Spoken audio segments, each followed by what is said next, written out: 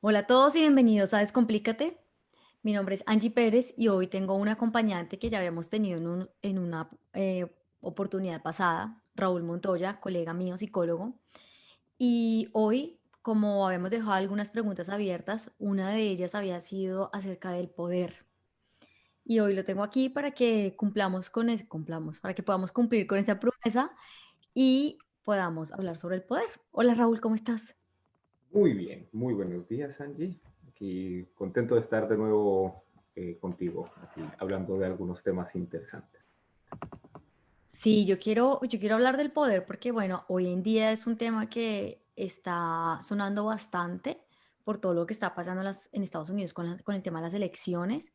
Y también hay varios países que en este momento los ciudadanos no se están sintiendo contentos con ese gobierno, ese poder gubernamental que realmente está estableciendo unas leyes que realmente no son como las más apropiadas o que el ciudadano no se siente acorde con eso porque el ciudadano no se siente escuchado.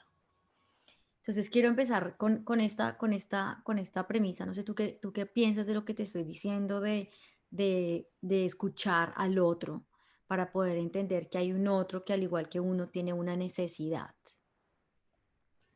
Bueno, esto es bien interesante desde el punto de vista de la democracia. Precisamente yo tengo un material grabado, no publicado, creo que se va a cruzar con esta publicación sobre eso. Y viene en referencia a la situación actual que hubo en Chile, porque yo resido en Chile. No sé si estás al tanto. No, la verdad no, de Chile no. Bueno, resulta que acá hay una constitución que se realizó en el proceso de la dictadura y bueno, se le echa toda la culpa a la constitución de los males que existen en Chile. También, no de los bienes, pero sí de los males, que igual son bastantes, porque igual es algo que se hizo pensando en una especie de experimento del capitalismo y como que se aplicaron todas las teorías de la escuela de Chicago, que no se aplicaron en Estados Unidos porque pues, no es que sean muy cómodas en algunas partes de la existencia. Y bueno, eso trajo varias consecuencias. Hubieron varias manifestaciones importantes el año pasado. Eso se extendió con la pandemia y ahorita se logró votar un referéndum. Entonces la idea es que se va a escribir una nueva constitución. Y esto va en relación precisamente a que esto se armó fuera de la contemplación de lo que la gente pensaba o quería que fuera su constitución. Entonces, no se les toma en cuenta y eso generó precisamente que esto se vaya hinchando y genere esta olla a presión. Sin embargo, estos procesos también es interesante verlos como algo que se va acomodando en ciclos del tiempo. Sí, es un psicólogo, pero sería un psicoanalista que se llamaba Erich Fromm, hablaba precisamente que hay ciclos en que las personas van escogiendo personas que las dominen y luego tumban esas personas que las dominen y van girando constantemente. Así me está yendo la idea. Pero bueno, a lo que voy es que, claro, las personas van a tomar y se toman supuestamente en esta decisión de llegar a tomar esta nueva idea, pero ahorita están como en un proceso de que vamos a tumbar este poder. Pero la pregunta es si al tumbar este poder, el nuevo poder que suba va a escucharlos o ellos van a volverse efectivamente seres políticos que puedan aportar directamente a la construcción de esta idea.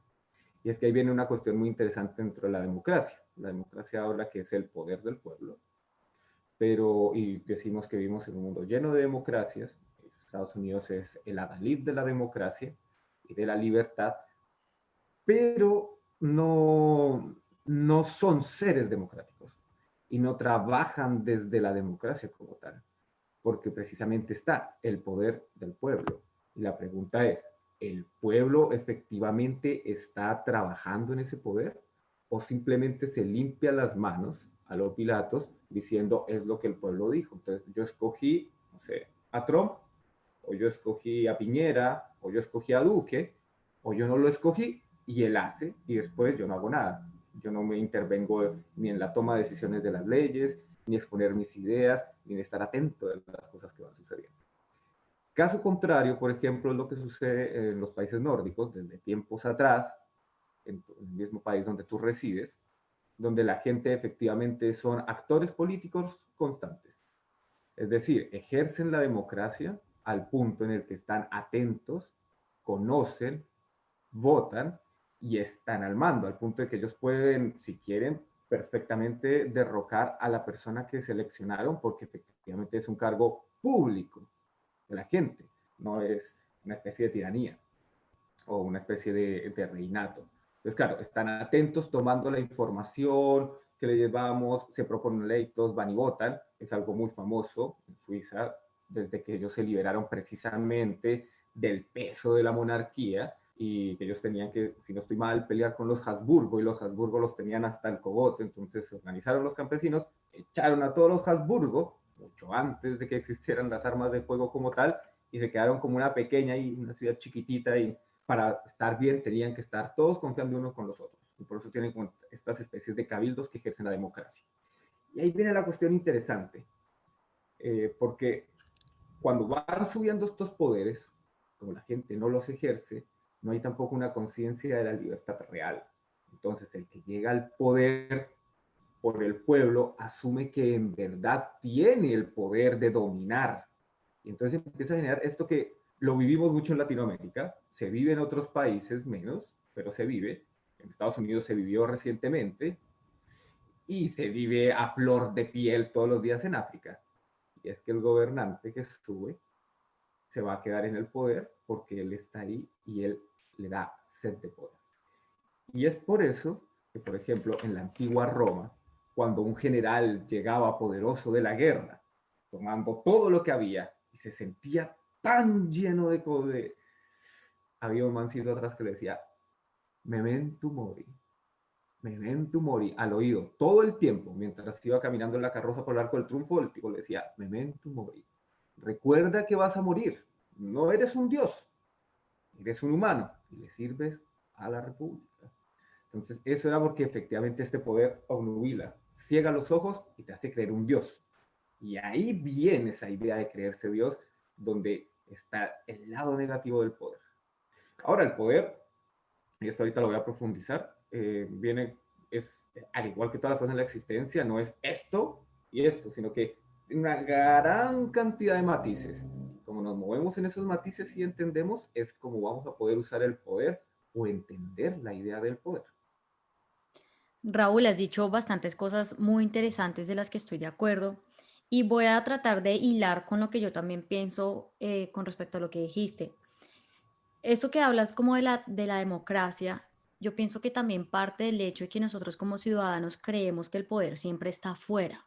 Y es algo que pasa mucho en Colombia, que la gente sale y rompe todo, daña todo para poder gritarle al gobierno que no están de acuerdo con lo que está pasando.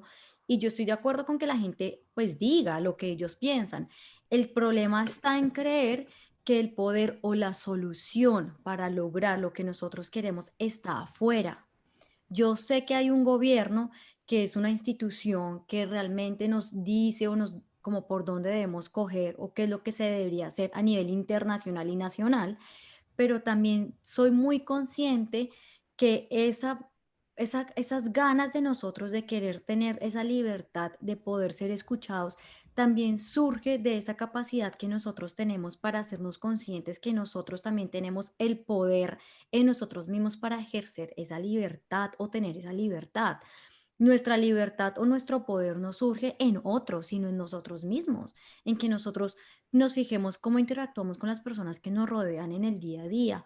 Porque si yo encuentro la libertad en mí, ayudo a que mi esposo encuentre su libertad, ayudo a que mi hijo encuentre su libertad, a que las personas alrededor mío, mis familiares, encuentren su libertad y así nos volvemos como un virus de la libertad, por decirlo así.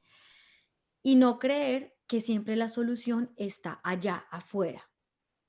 Y nosotros nunca vamos a sentirnos contentos con ningún gobernante, presidente, alcalde o lo que fuese. Nunca, nunca, porque siempre va a haber un otro que tiene una realidad que se ha construido en su pasado diferente y va a creer y va a pensar diferente. Nosotros nunca vamos a estar contentos porque el único momento o el único lugar donde podemos encontrar esa felicidad o esa alegría es acá adentro y punto. Ahora, también hablas un poco de la libertad, que lo voy a unir a lo que estamos diciendo, y es que la libertad no es Bueno, voy a hablar sobre el poder. El poder siempre surge por ese miedo de la escasez, a no tener suficiente, a siempre querer más. Los gobiernos, o en el caso de Colombia o en el caso de Estados Unidos y de otros países a nivel mundial, siempre quieren comprar las tierras o el poder o lo que el otro país tiene. Y ahí empieza a surgir la guerra, ¿verdad? ¿Qué pasa en el Medio Oriente con Estados Unidos, Rusia y China y Colombia con el petróleo? ¿Qué pasa con Venezuela también con ese tema, con el tema de la droga, con todo el tema de los recursos, de los alimentos, de las flores, o sea, de tantos recursos minerales, piedras, bueno, lo que cada país puede ayudarle a servirle a otros países. Y todos los países, hay unas, por ejemplo, en Colombia, las más grandes empresas, las más importantes, las poseen los países internacionales, Canadá, algunos países europeos, asiáticos, y no nosotros mismos, porque nosotros creemos que el poder está afuera y que si otras empresas poseen lo que nosotros tenemos, nuestros recursos que nosotros sabemos cuidar, porque es nuestra tierra, que nosotros sabemos cuidar, no vamos a poder entender que ese poder que nosotros ponemos en otros está en ese miedo que nosotros los colombianos sentimos en no poder tener lo suficiente, que no somos suficiente como país para Ujú. poder manejar lo que nosotros poseemos, que es nuestro y de nadie más. Es nuestro y por ende sabemos perfectamente cómo manejarlo. Y por eso es que el poder siempre surge por ese miedo a la escasez, además de sentir que siempre necesitamos más, más y más. Claro, como los otros pagan en dólares o en euros o en una moneda que está mayor valorizada, entonces vamos a ganar muchísimo más económicamente para servir, que es lo que tú dices. Supuestamente, con lo que hablabas de acá en Suiza, uno siempre pretende, o los gobiernos pretenden, o realmente surgen para poderle servir a la sociedad, para darle a la sociedad un beneficio, ayudarlos, pero nos perdimos. O sea, nos perdimos todos. Los ciudadanos también se perdieron, porque siempre estamos pensando en que nosotros necesitamos algo, necesitamos más y creemos que nuestra felicidad está afuera. Y para poder lograr ese poder, siempre tenemos que entender que el poder está en nosotros y que la libertad está en encontrar la libertad en nosotros y no en otros. Mm. Bien, es interesante esa postura, Angie. Yo sí creo que podría ser. Estaba pensando también en la idea que quizás mm, no iría tanto como en los procesos de la escasez, o sea, sí, en pensar que falta y en querer retenerlo y no dejarlo fluir. Eso sería un punto en el que estoy completamente de acuerdo. Pero también creo que está en la idea de poder saber que controlas una situación, que podría relacionarse muy bien con esa idea de la escasez, pero en la de poder tener cosas de manera ilimitada, que no sé si también se relacionaría con el concepto que tú hablas de escasez, pero sí más bien como una idea de querer acaparar. Y esto también podría ser una visión de poder, también en la forma de relacionarse.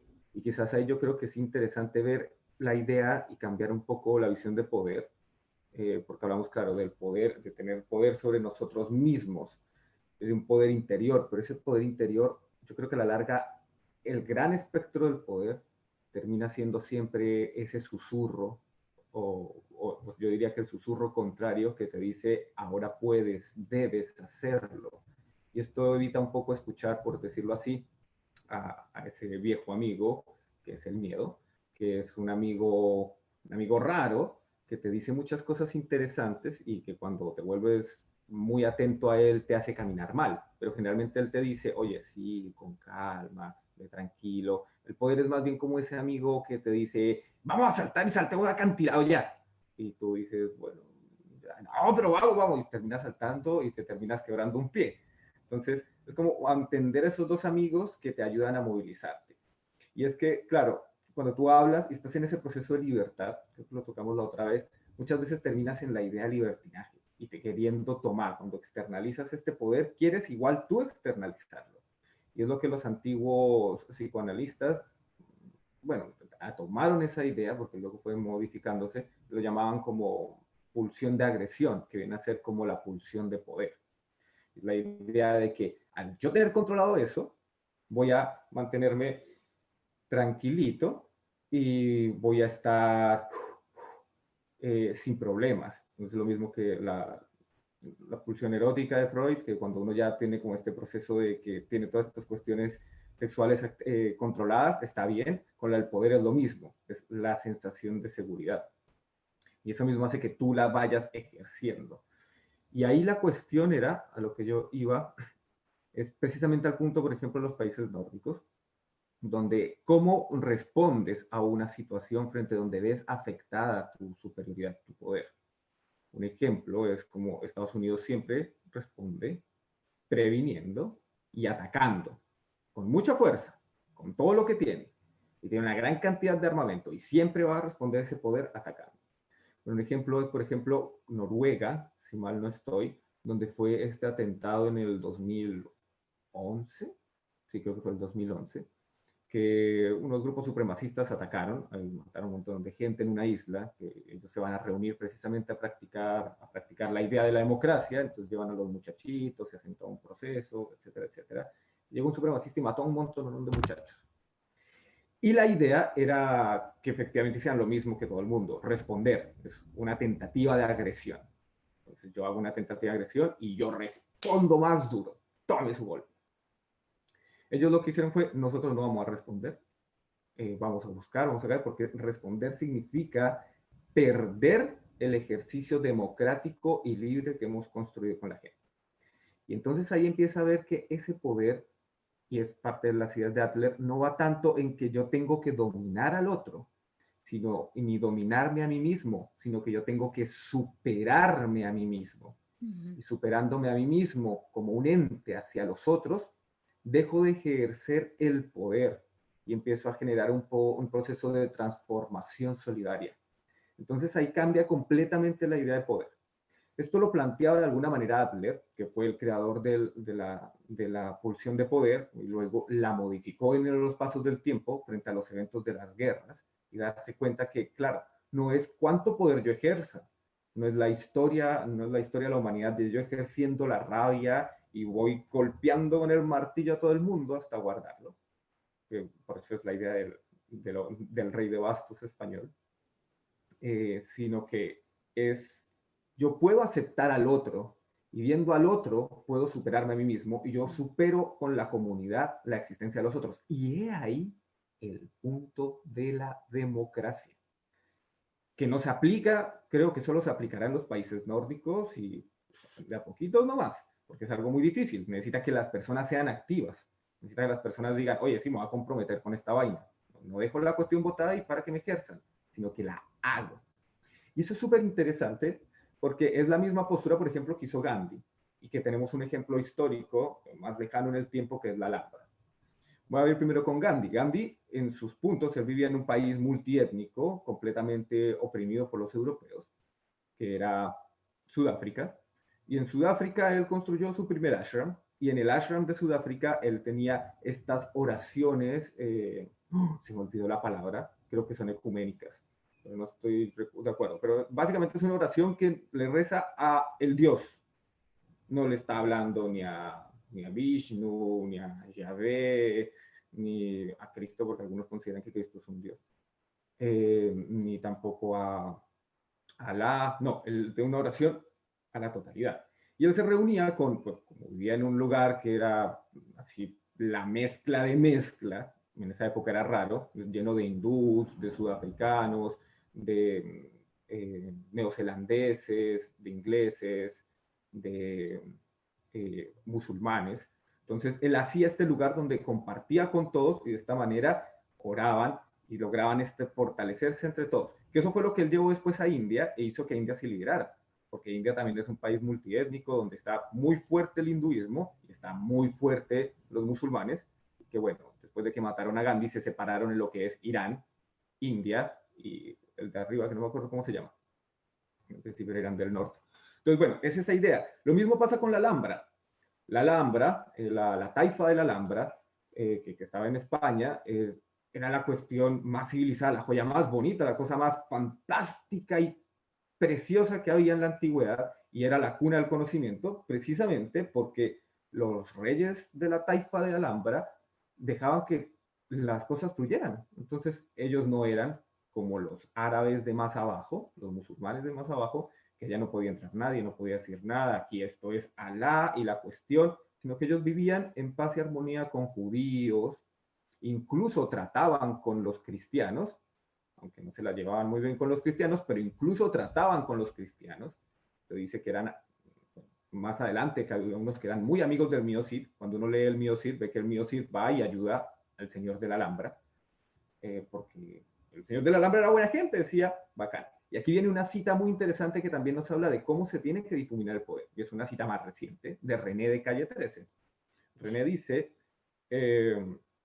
René dice, claro, para uno soy, no me acuerdo cómo es la canción, pero dice, para uno soy un fascista, 100%, para otro soy un comunista destructivo, porque me tomo una foto con tal o tal persona. Y yo no me tomo fotos, o sea, yo no es que comparta esas ideologías, yo simplemente veo pensamientos de gente interesante.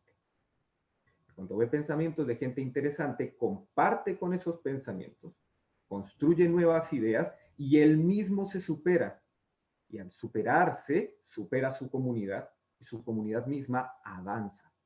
Y ahí se difumina completamente la idea del poder. Y es bien interesante ver que asimismo esto se convierte en una rueda que sigue de poderes creadores. En un principio, el poder es determinado como una fuerza masculina, como el yin.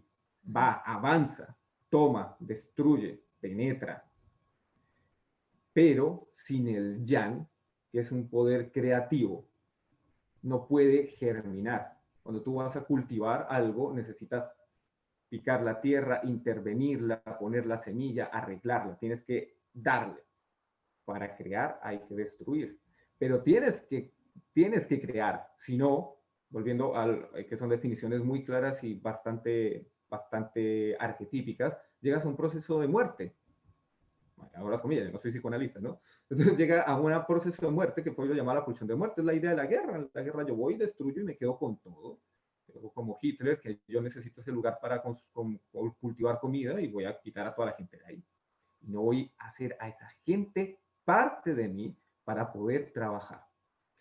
Entonces ahí vemos la idea de los procesos imperialistas, y que es lo que vivimos hoy en día que tú exponías al principio. Nosotros heredamos esta idea del imperio, donde vivimos en el imperio, somos productores del imperio, y todos somos ciudadanos de segunda mano, pero nos envían cositas. ¿Sí? Nos envían cositas y yo puedo aspirar a ser parte del imperio. Por allá lejos, todos nos queremos ir a vivir a Estados Unidos. Bueno, yo no, pero casi toda la gente quiere irse a Estados Unidos, o ir a vivir a Europa para ser parte del imperio. Pero no vamos a meternos la mano y vamos a decir, ah, voy a comprar nacional, voy a hacer nacional, voy a buscar, porque nuestros ojos están vendados a ese punto. Y son formas diferentes de ver la existencia. Otro ejemplo histórico iba a decir, pero lo voy a dejar ahí. Sí, Raúl, yo hablaba de lo que hablabas con respecto a, digamos que estos dictadores o hoy en día presidentes, mm, en cuanto al ejemplo de Hitler específicamente, hay dos cosas muy interesantes en ellos, y es que ellos, em, si vamos un poco a la filosofía de la Biblia, lo que dice Jesús, y es como que haz lo que te apasiona, haz lo que tú eres, porque tú eres eso que tú haces, y sé coherente. O sea, así empieza la Biblia con el yo soy el verbo. Y yo pienso que eso es muy importante, Raúl, porque digamos que ellos nos enseñan que uno tiene la capacidad de hacer y de coger esa fuerza para poder crear lo que uno quiera. Y el problema en sí, la gente, lo que yo siempre le digo a mi esposo cuando él critica mucho a los presidentes que están siendo muy famosos hoy en día, no quiero nombrar sus nombres para no crear como discrepancia, por decirlo así. Pero él me decía, Angie, es que y yo le decía, él, o sea, oye, es que no es el presidente, eres tú y es toda la gente que lo sigue, así como los tal falsos gurús, así como los tales, bueno, todas las personas que uno dice como que es que este señor no es real lo que está diciendo, lo que está haciendo. Yo digo, es que no es él. no es él. Él tiene un poder de la palabra muy fuerte. Tienen el poder de manipular o de mover a la gente, no porque quieran hacer el mal, sino porque sencillamente las personas saben lo que quieren y lo logran a toda costa. Y yo pienso que eso es algo que tal vez tenemos que rescatar de esas personas, que no solo las malas personas, sino también las buenas, como yo no sé, Gandhi, por ejemplo, o Yogananda, que es una persona que a mí me encanta, Jesús o Buda, o bueno, todos los grandes maestros que han llegado acá a la tierra, nos han mostrado que siempre hay una forma de hacer lo que uno le apasiona, pero siempre con esa fuerte pasión de servirle a los demás y usar esas dos energías, de la energía negativa que te empuja o que te destruye, para poder llegar a la energía de la luz positiva, para poder crear, para servirle a los demás. Por eso es que hay una frase que no la recuerdo tan exactamente, que ayer estaba leyendo y decía algo así como que no te vuelvas tu propósito, deja que tu propósito se vuelva tú, porque tú eres quien tiene que volverse día a día eso que quisieras lograr. Y es verdad, o sea, la gente cree que el poder siempre está en las manos de otros y que otros tienen que hacer lo que nosotros queramos, pero al final nosotros somos quienes tenemos que lograr eso que tanto deseamos. Y estas personas son grandes ejemplos, no porque tengamos que entender a no hacer lo que ellos han hecho, sino aprender. Y eso viene, creo que mucho de la filosofía de Waldorf, y tú me corriges si me equivoco. No es repetir lo que la historia ha hecho y aprender lo que nos han dicho en el pasado y ser como unas grabadoras, sino por el contrario, aprender qué fue lo que esa situación nos ha dejado y hacer algo para no repetirla. Pero nosotros vimos primero en una educación que nos enseña que siempre tenemos que repetir todo, nos tenemos que memorizar absolutamente todo, no tenemos la capacidad de crear, de construir nada nuevo. Y segundo, en que siempre hay una fuente de poder que nos dice qué es lo que tenemos que hacer. Entonces yo pienso que para tumbar ese poder malévolo que se ha estructurado en, por decirlo así, malévolo, ¿no? En que ellos tienen el poder de entregarle a la gente como que ustedes hacen lo que ustedes quieran y yo me quedo aquí sentado en mi casa sin hacer nada, sino también entender que yo tengo esa fuente de poder, esa energía positiva y negativa, ese balance que tengo que encontrar en mí para poder empezar a crear y poder empezar a construir y poder encontrar esa libertad en mí para poder ayudar a las personas que me rodean, a mi pueblo, a mi sociedad, a mi país, a liberarse. Bien, es interesante esos puntos. Yo quería acotar que yo no creo como tal que haya una idea de energía negativa y energía positiva. Te lo comentaba hace un rato, es como el exceso de una. Porque si hablamos precisamente de este punto, que era la energía creadora, o sea, lo femenino, lo que crea en exceso daña. Lo mismo la energía masculina, que es la que uno podría asociar con lo destructivo, con lo que camina, destruye. Son espectros que tienen una gran cantidad de cosas y las cosas son. No viene a ser tanto así como que es bueno o malo, sino Ah, simplemente no, es. Por perdón, te ejemplo, si seguimos interrumpo. avanzando en el poder de crear y pasa lo que pasa en el capitalismo, entonces, Sí, no, sí, perdón, te interrumpo, no, no, yo lo digo dime. negativo y positivo porque digamos que es así como lo hemos aprendido, el blanco y el negro, pero yo siempre he sido Ah, claro, pero partidaria del balance. O sea, si tú ves una pila, una batería, siempre tiene su lado negativo y positivo, que cuando tú juntas el positivo con el negativo es donde pasa la electricidad, punto. claro, Y es, a lo que, a lo, ujú, a a eso lo es que lo que yo voy me es eso, refiero. Ujú. que igual es bueno tener en cuenta eso y también es parte de un proceso de lograr observar y cambiar una idea del discurso de que no es tanto de que sea bueno o sea malo. Yo, por ejemplo, algunas veces digo, y por esto es un poco controversial, en el sentido de que yo digo, algunas veces los dictadores son súper necesarios. Mm, sí. Digo, sí, mire, si usted sin ese dictador no tendría todo lo que tiene ahora que le permite hacer esto. Pero hubiéramos podido, ¿usted está seguro? ¿Usted analiza? Usted no puede llegar y mirar cuál era el 6 Gets, no haciendo aquí palabras raras, esa palabra me gusta. Uno no puede ver el espíritu de la época, porque usted no estuvo en esa época y no sabe si es cierta qué sucedía y cómo era el momento de enfrentarlo. Yo me imagino en la época, en el ejemplo que puse de los suizos, que iba a decir la gente de cómo se iban a enfrentar cómo se van a enfrentar a los Habsburgo, cómo van a quitar ese poder. O un ejemplo puntual, si bien interesante de la Biblia. cuando se me olvidó cómo se llamaba el profeta que coronó a Saúl y a David. Bueno, este profeta, Dios le dice como ya, bacán, usted está ahí, y el pueblo le dice, el va y le dice, oh, oye, señor, mira, el pueblo pide un rey, esto no puede ser, tú eres nuestro rey, tú eres nuestro único rey. Y llega y le dice a Dios así, tranquilo, le dice, ya, ellos quieren un rey, tengan su rey, tome para que lleve, le dice básicamente. Ellos quieren un rey que los guíe como a los demás pueblos, pues ahí está su rey. Y que su rey se quede con sus mujeres, se quede con sus hijos, se quede con sus tierras e imprima su fuerza a la medida del hombre. Y él dice, pero no, que se lo lleven. Porque era un proceso en el que el pueblo de Israel, es un ejemplo en el que va acá, tenía que aprender esas cosas para surgir a otras cosas, que el pueblo lo llevaría a un punto específico en la historia, que fue el gran imperio de Israel.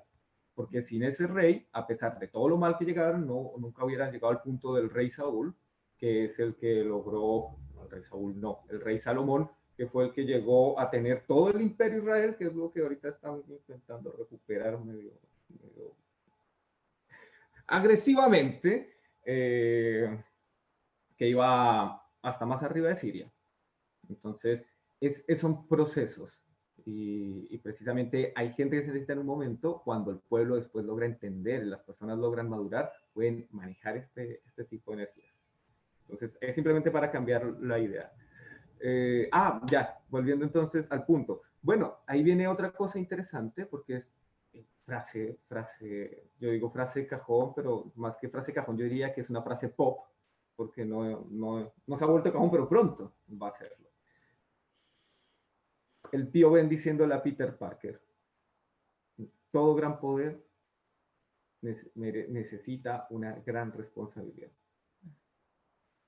Y bueno, se lo dice porque Spider-Man es fantástico en la idea, por lo menos la génesis de Spider-Man, en la visión de que es un personaje que adquiere un poder gigante, es tener una acción frente a algo específico, y pues, todos estos superpoderes, y es un adolescente, bacán la raja, porque no era el tipo más cool del mundo.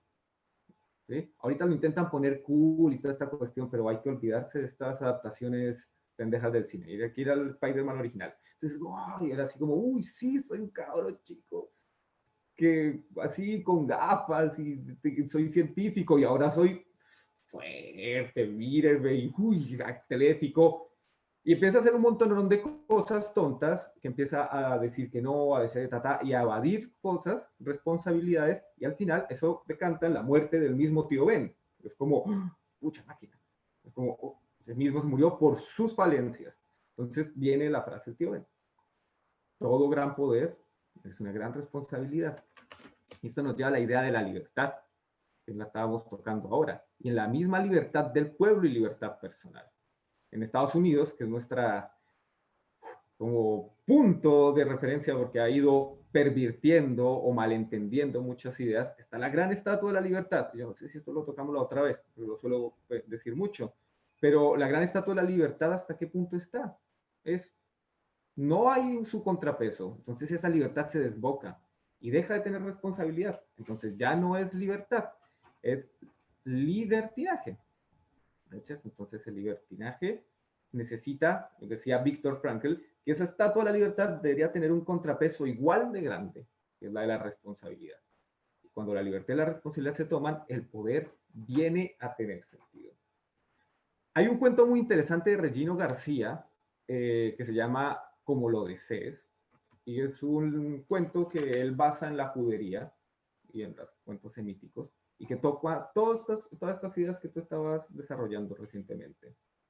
Y es que él habla de un genio, de cómo fueron creados los genios, lo que nosotros conocemos como los genios de la lámpara mágica, que son más complejos dentro de las ideas semíticas, y cuál fue la función que les dio Dios frente al hombre, o sea, Alá en ese caso.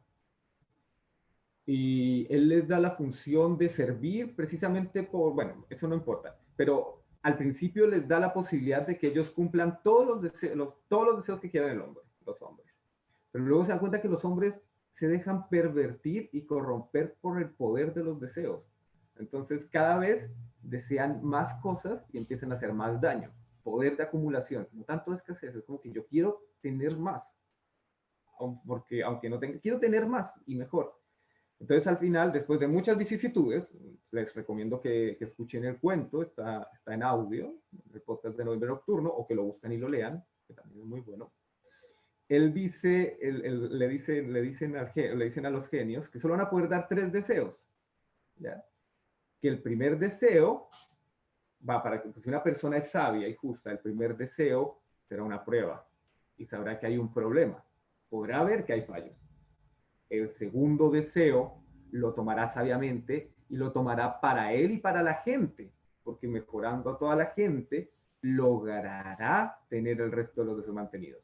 Y el tercer deseo solo lo toma una persona estúpida, porque el tercer deseo va a ser desde la ignorancia y queriendo tener los otros deseos. Entonces, el tercer deseo será la perdición de la, será la perdición del deseante, por decirlo así, el deseo maldito. O sea, un deseo que se dará la vuelta en algún momento, porque ese deseo una persona sabia no lo tomaría, porque ya habría hecho un deseo para todos y como en la comunidad lograría tener todo bien. Entonces volvemos al punto anterior. Ya no se está hablando del poder, porque el poder es, bueno, yo deseo dinero, deseo mujeres, que son características de poder, deseo la inteligencia, como el rey Salomón, que es un proceso de poder, ¿no? Ya voy a desear por mi comunidad o ayudar a la comunidad, y eso hará que el tercer deseo no sea necesario, porque ya lograré cambiar a los otros desde lo que yo puedo darles. Y volvemos al punto, ya deja de ser poder, sino es transformación. Y al final es cómo yo me transformo a mí mismo. Y ahí vamos con esa idea de la educación, que es el tercer punto que tocaste. Frente, claro, educar en la libertad. ¿Cuál es la idea de educar en la libertad? Educar en la libertad es que nos hace libres y responsables. Y al ser libres y responsables podemos tomar decisiones certeras. Y con estas decisiones certeras, ejercer el poder, entre comillas, eh, haciéndonos responsables y de esa manera transformándome a mí mismo y transformando a los otros. Y como tú lo dices claramente, la educación está diseñada de una manera diferente. Y no tanto por la idea, bueno, sí, mucho por esa idea, pero también por otra, de repetir, sino que nuestro sistema educativo está construido a base del sistema del ejército. Es una escala de poderes y una escala de dominaciones, porque el sistema, como lo aplicamos en toda Latinoamérica, en Estados Unidos, está basado en los sistemas prusianos, que es la guerra, ¿no? Uno detrás del otro. Sí, tienes razón en todo lo que estás diciendo. Raúl, muchísimas gracias. Yo me voy diciendo que básicamente nosotros buscamos o pedimos la libertad porque queremos esa paz mundial, por decirlo así, y para poder lograr esa paz para los otros, primero hay que encontrarla para nosotros mismos, al igual que la libertad, y tenemos que pensar que esa libertad la vamos a encontrar en querer o desear desde lo más profundo de nuestro corazón, sentir que no necesitamos algo, sino sentirnos como que somos libres de expresión y de exploración en este mundo. Muchas gracias, Raúl, por acompañarme y bueno, nos veremos en los próximos audios. Ya, fantástico. Yo quisiera despedir citando una idea muy interesante de Adler que dice, la desconfianza, solo una cosa nos puede salvar, la desconfianza de cualquier predominio, porque al final, quien sube, le susurran, no importa quién suba, si va a ser seducido por el poder. Así que hay que desconfiar, transformarse a uno, con eso transformar a los demás y cambiar. Muchas Muchas gracias, gracias. Angie, por tu invitación. Muchas gracias a ti. No se les olvide seguirnos en nuestras redes sociales. Me encuentran en Instagram como @descomplícate_podcast. En YouTube me encuentran como Descomplícate Podcast. Y a Raúl lo encuentran como en Instagram como @Raúl el psicólogo, ¿verdad? No, Raúl. Raúl Montoya, psicólogo, creo. En Instagram es Raúl Montoya, todo Ah, ya. junto, barra al piso, psicólogo. Listo. Y en Facebook creo que parece Raúl Montoya, psicólogo. Muchas gracias por la invitación de nuevo, Laura. Y sí, vean el programa, está bueno, escúchenlo. Chao. Chao, que estén bien. Un abrazo.